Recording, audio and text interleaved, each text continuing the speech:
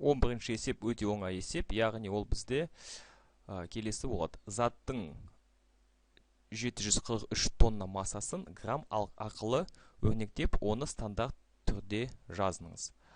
Яғни бізде 743 тонна дегеніміз, тоннаны біз килограмм арқылы жазайық. 743 мың килограмм.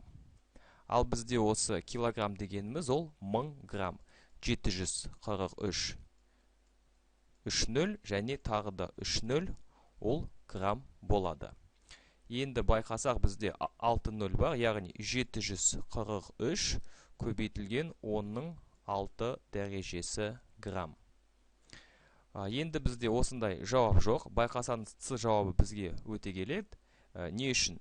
Стандартты түрде, яғни байқасаңыз физикада, мысалы, қандайда бір атомның заряды немесе атомның массасы келесі түрде беріледі.